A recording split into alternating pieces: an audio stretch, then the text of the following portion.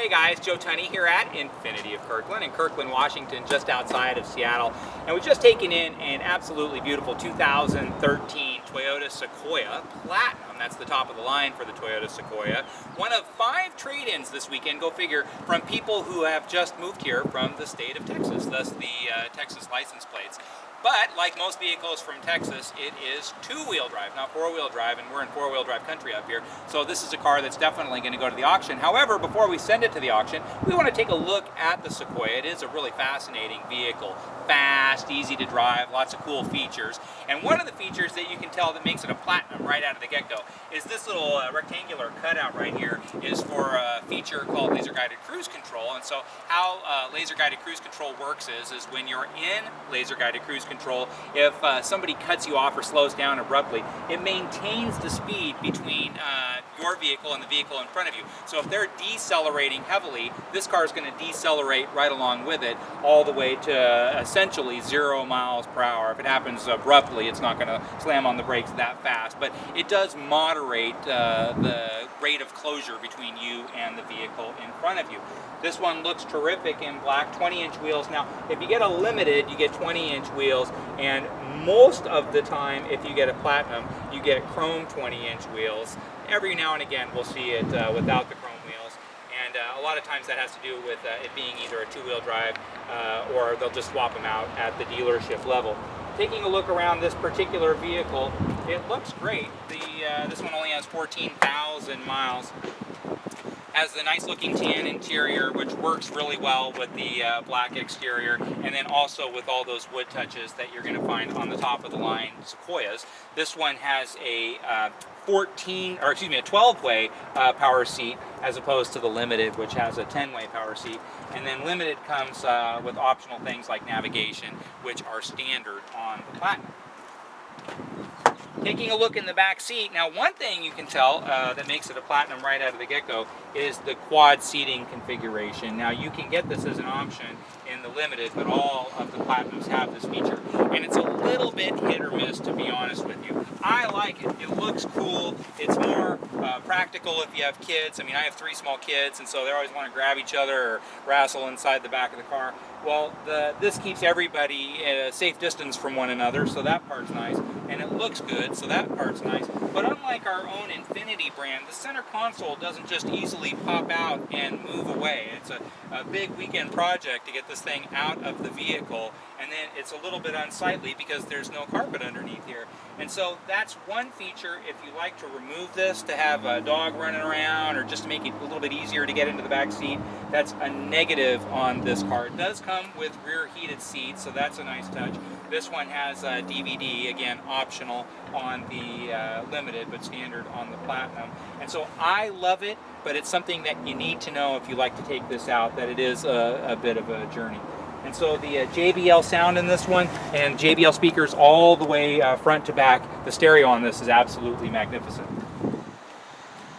Taking a look in back, we notice it says iForce 5.7 LV8. That just means it's a 5.7 liter engine. This one has 381 horsepower, which is like so much, 401 pound-feet of torque. This vehicle weighs 5,700 pounds. It goes 0 to 60 in under 7 seconds. It's super, super fast. And then if you've experienced Tundras or even older Sequoias, they just last forever. They're just wonderful V8 engines, especially the 5.7 liter. It's a great engine. And then with the push of a button, the tailgate opens up.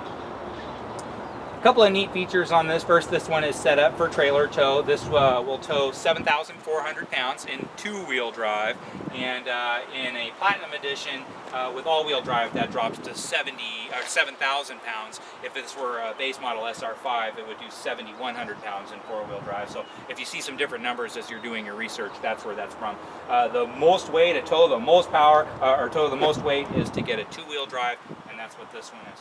Now, one great feature about the Sequoia is that it has an independent rear suspension. In fact, the Platinum it has a rear load leveling. So if I load this thing up for air in the back, or if I'm towing or hauling or something like that, it'll automatically keep the rear end of the car flat. and then it has adaptive shock absorbers. So as I'm going over bumps and undulations, again, it's moderating a lot of the dips that occur naturally in the road to keep the car flat all of the time. So all Sequoias have independent rear suspension, but only the Platinum has the adaptive rear shocks. What makes independent rear suspension so valuable is that A, it drives more like a car, and B, it allows you to fold down the rear seats. And so in a Tahoe, for example, which does not have an independent rear suspension, you actually have to take the third row seat out to get the maximum amount of cargo space.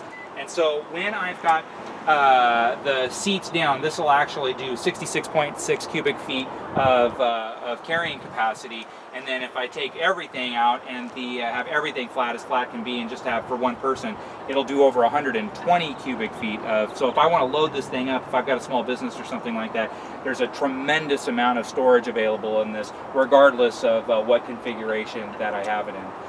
Taking a look at the side here. Now, one thing about big cars like this, everyone always says the same thing. Oh, you know, it's too big, I don't want to drive it. Sure, it's heavy, but it's really not all that big. The wheelbase is 122 inches. Compare that with like our first generation Infiniti G35 Coupe.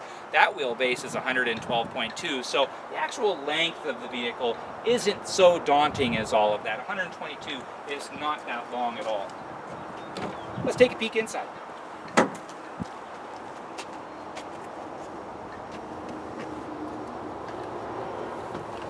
It's actually fairly quiet out on the open road. It's super aerodynamic. It's a 0.36 coefficient of drag, and that compares with like a Audi Q5, a much smaller compact type of sport utility. And so that slippery shape helps in acceleration, helps in fuel economy. And yes, the fuel economy is not extravagant by any means in this, 13 miles per gallon in the city and 18 on the highway. I guess they make up for a little bit of lost fuel economy by having a particularly large 25-ish gallon fuel tank, so you can go quite far on a tank of gas.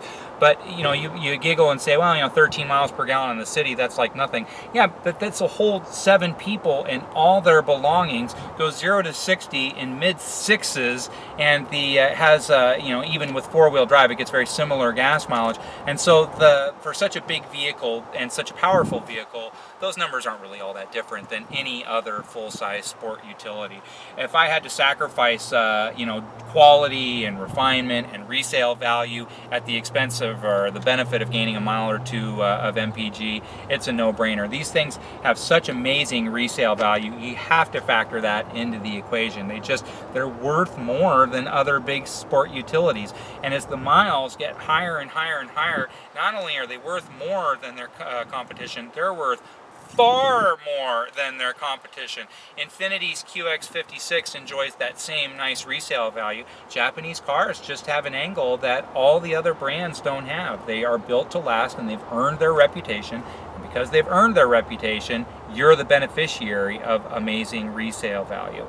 Now, this is a beautiful car. I'm going to turn this one on. We're going to take a listen to how the exhaust sounds. But like I said, it's not a particularly loud car. This one has tilt and telescopic power steering. With a push of a button, I've got the navigation activated, and